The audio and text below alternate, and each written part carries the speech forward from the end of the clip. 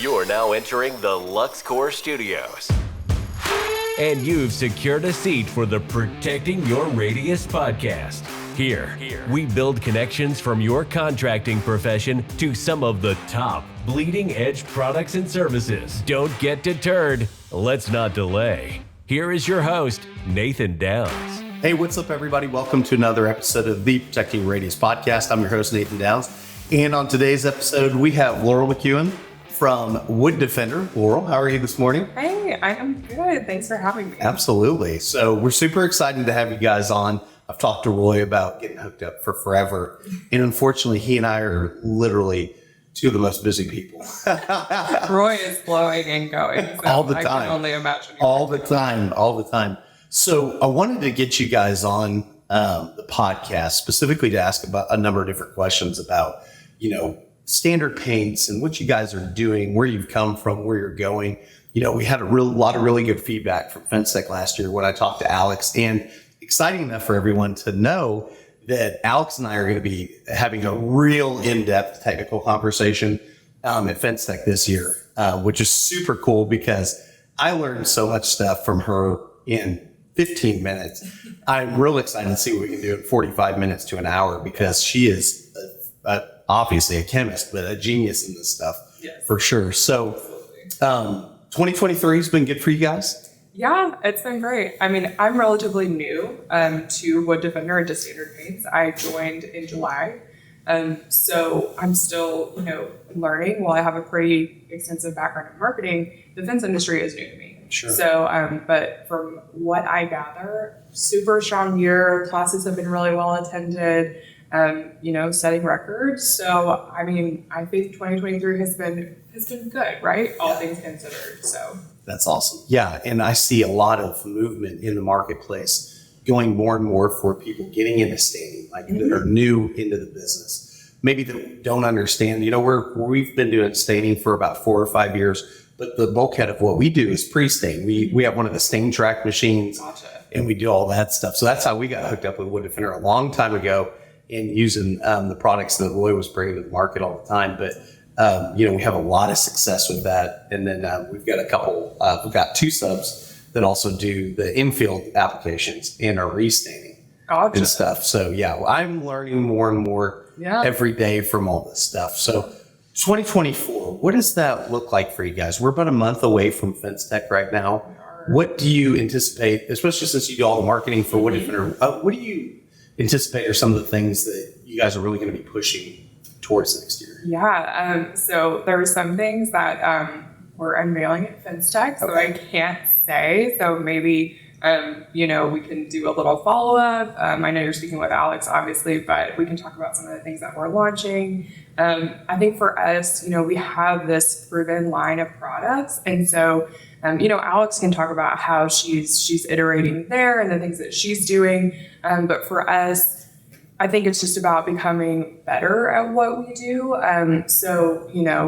Trying to bring more folks in for classes and scale that. Because kind of like what you're saying, right, is we see this, we're privileged because we see this influx of people who are just starting out in staining, right? They're passionate about it, they want to learn, and we kind of get to, if they come to our course, we get to be sort of that guide to the entree to the staining world. And so I think we're just going to continue to serve in that way and to build the industry. And I think also diving into, one of the things that I've noticed as I've been working with the brand is there's a ton of brand loyalty and people really enjoy, seeing other people on the team, people using the product. So I think really leaning into what it means to be somebody that uses the stain, what it means to be a part of the Wood Defender family. And it really it's a lifestyle. So kind of digging into that perspective. Sure. You said something interesting, Laurel, that I wonder, since you're in the marketing side of everything, the brand loyalty, it really seems like there's not a lot of brand loyalty in fence typically. I mean, I hate to say that. I mean, even with our distributors and our manufacturers, it's very often that, we'll develop some relationships and kind of stick with them. But then often, someone will come in and they'll buy market share or something, right? And change things up. And I wonder, what do you guys have been, you're the old guy on the block, so to speak, right? The ones that set the precedence for everything before. But Where do you think, what do you think differentiates Wood Defender on that line, especially on the brand loyalty when I think of that? Because I love your products and I have tried the other products and I just didn't have the same success. Like there were some little things that they didn't do that I kind of wish they did. But again, this is from pre-staining. So like, it's a different, we're all doing it a little bit different, but what would you say that brand loyalty, that's a big question point for me. Absolutely. I think, well, first of all, we understand because we are thinking about people who are owning businesses. We know that people are trying to scale and build their businesses. They get to choose the products that work for them, their bottom lines, their profit margins, the way they've built their teams. So we see people come and go, over the years. We see people, the onus is on them to choose the products that they want to work with. But by and large,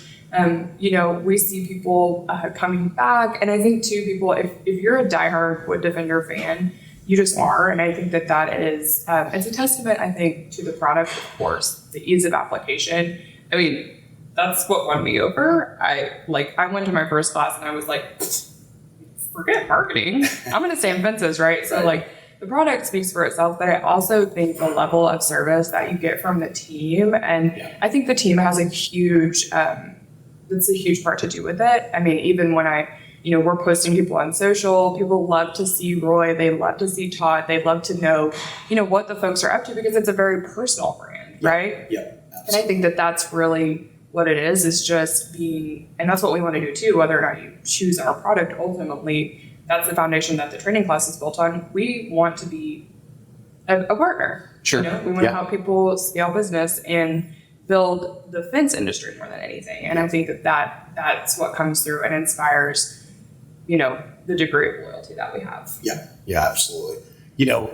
Standing behind your products is one thing, but then continuing to provide the service over and over. Sure. I think that's one thing that a lot of manufacturers really can forget often is how critical that customer service side of things are.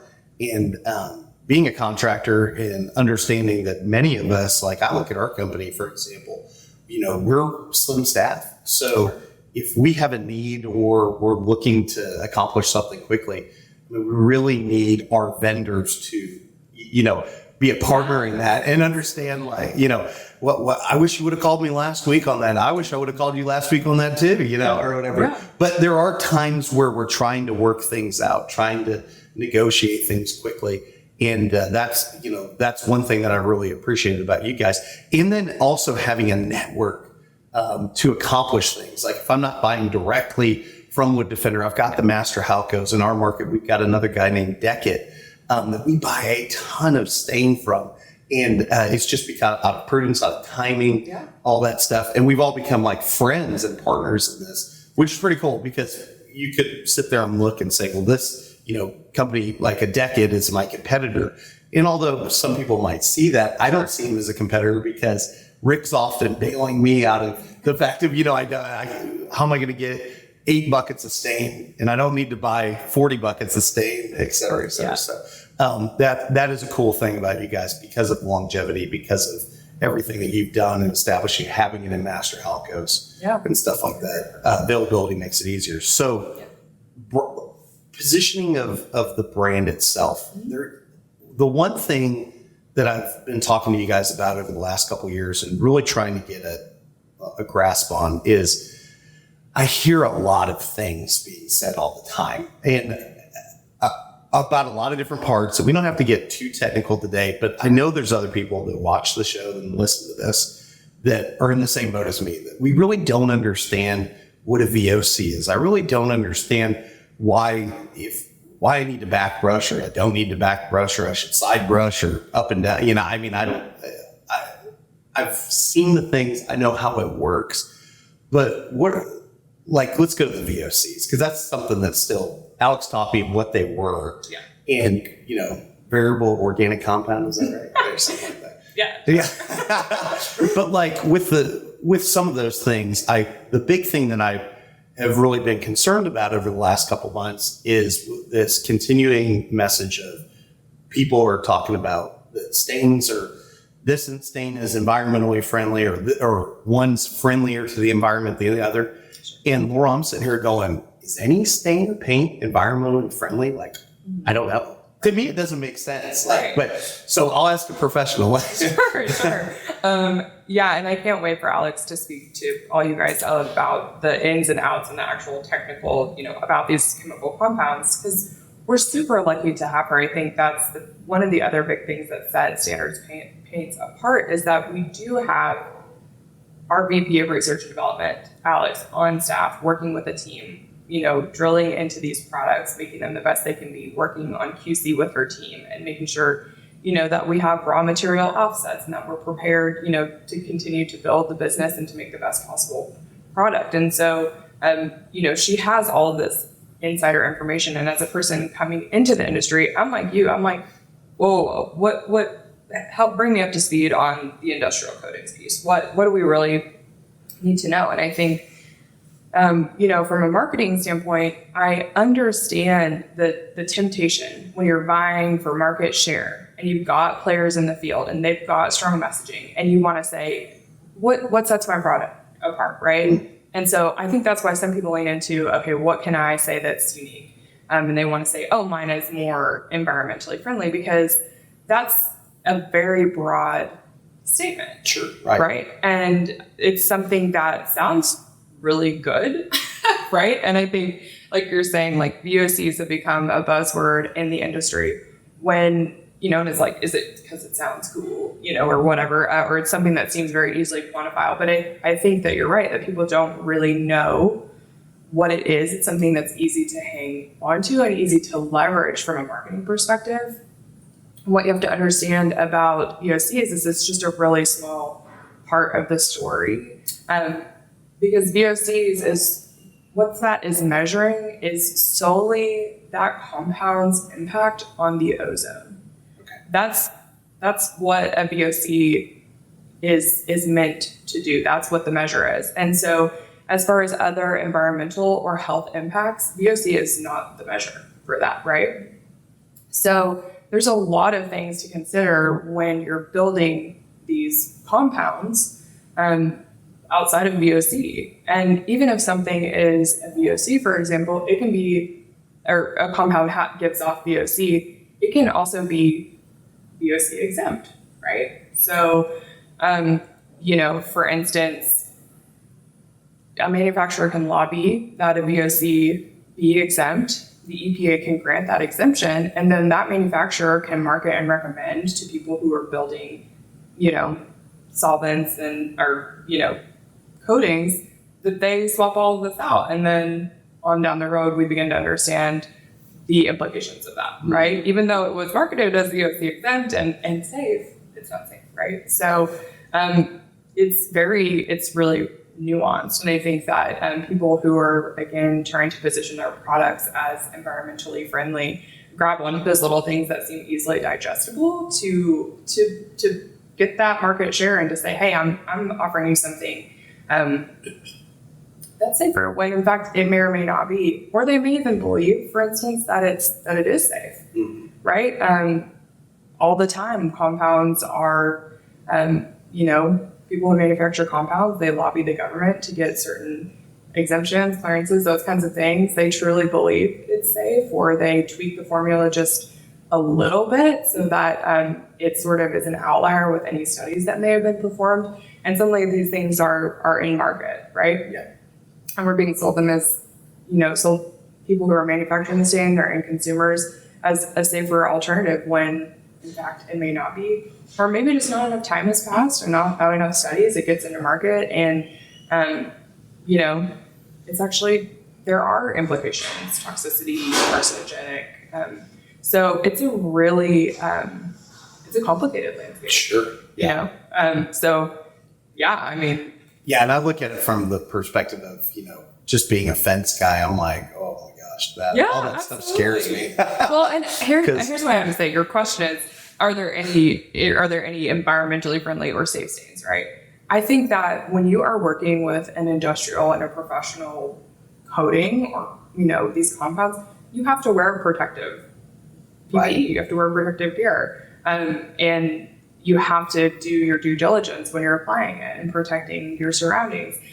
Because we don't know what the long-term implications, can be. We've verified them to the best of our ability, but that's why it's recommended that you wear your safety gear, right? Yeah. So, I think that's the answer is the onus is on us to protect ourselves. Sure. So, Yep. And we would never market our stain that way for that reason. That's not our selling point, you know. We want to protect wooden structures and we want an easy product, and that's what we're going after. And something that lasts, that's durable, all those things. The first time I ever. Hey friends, as always in the world of technology, you never know when you're going to have some challenges out there in the field. Laurel was really driving us through a lot of the things that, sets Wood Defender apart from their competition. And there was some more pieces that you're actually missing of our conversation. And we apologize for that because, as you saw, we were actually recording that at Shangri-La. And unfortunately, every single file we had was corrupted. So that's a sign. It probably means I need to get Roy Branch on as soon as he can, do a little over the internet Zoom or something with him, have him talk about some of the stuff which you missed at the end of the conversation with Laurel. There's a lot of exciting things happening. Wood Defender is one of the main sponsors of the Pickets and Picks party coming up at FenceTech. And why that's important is because Chance Whitener with Apex Fence, Robert Whitaker with Magnolia Fence and Patio, and the rest of the team and the sponsors and stuff has asked myself to, they asked to have me help MC the event as we did last year. So for many of you, that'll be super exciting because there's even more things to give away. There's more exciting things to come. They've got this setup at the opening party for FenceTech this year where they're going to have a wall of guitars with all these different vendors, information, and stuff like this. So super exciting. Very fun. Staining is a piece of the puzzle you can add to your business. And as the conversation was just going with Laurel and I, the first time I went to stain a fence, just to give my own real world experience, it was in August, Oklahoma, had to, dress up head to toe, covered every inch of my skin, had my sprayer, all that jazz. And I used one of those N95 masks, like the ones that they were using for COVID stuff or whatever. And what was crazy was I thought that was good enough, but I'm not a stain guy. I don't know these things. So I'm learning as we go along. Come to find out, I take the mask off and all I saw was the particles, and some of my face had the brown on it. And I'm going, I don't think I'm using the right safety and PPE equipment here to actually be effective. So I immediately went down to our local paint store, talked to them, told them what I was doing. They showed me the full respirator that I needed to be wearing, wore that thing the remainder of the project. It was about a quarter-mile job on an HOA, and got that thing stained. The respirator worked perfectly. So that's the education side of all of this stuff. Is we mentioned, Wood Defender provides classes throughout the year from March through November for everyone to go down and visit and, understand what they're all about, what they're doing, learn about the different products and services that they provide.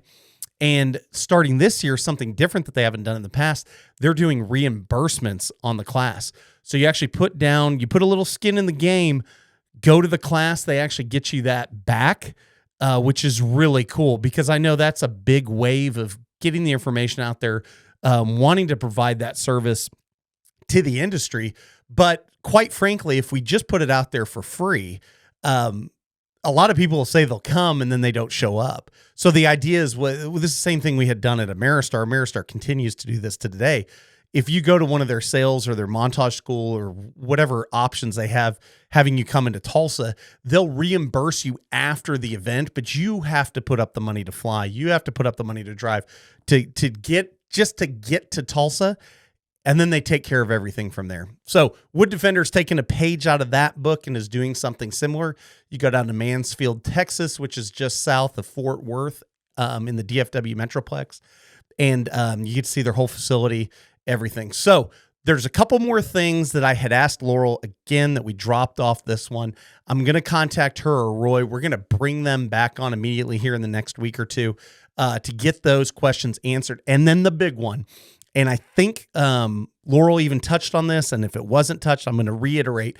At FenceTech, Alex, an actual chemical, a chemist. I don't know what I was going to call, doctor of chemistry, but that's not. Probably a chemist.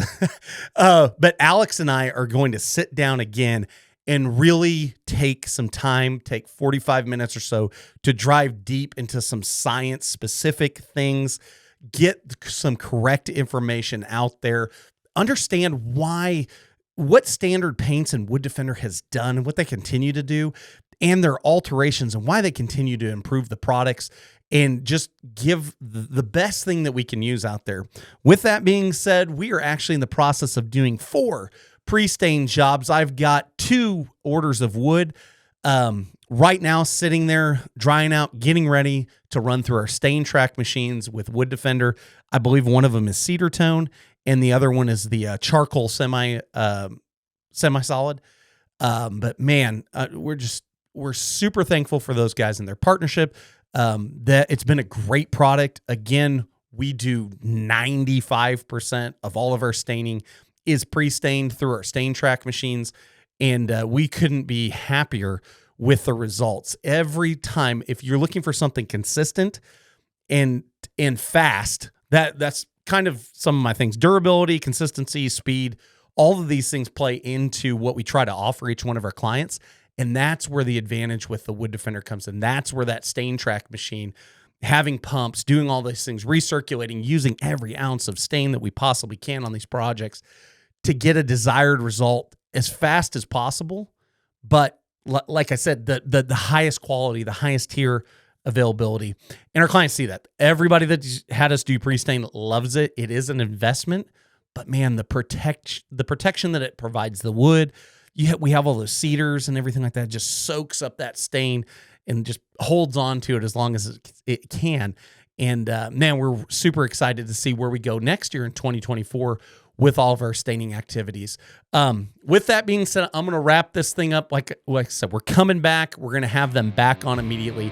I'm sure the whole team is going to see a number of different things over at Wood Defender that they're like, oh, Nathan, we forgot this. Oh, Nathan. So I'm going to use this as a positive. We get a chance to rewind this back quickly and fire off some more things so everybody can see that.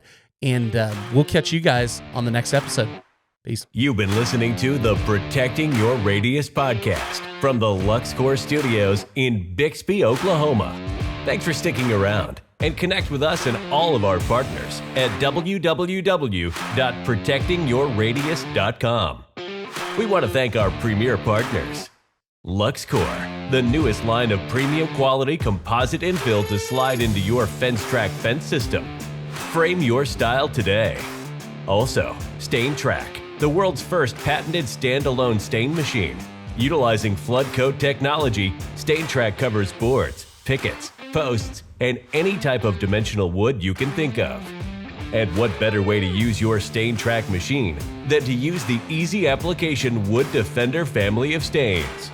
Wood Defender goes on easy and covers in one coat with no back brushing.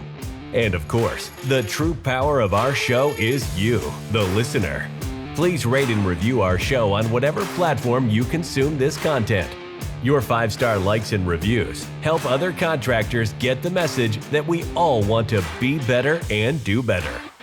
And in the construction world, we can never forget that before you can be great, you've got to be good. Before you can be good, you've got to be bad. But before you can even be bad, you've got to try.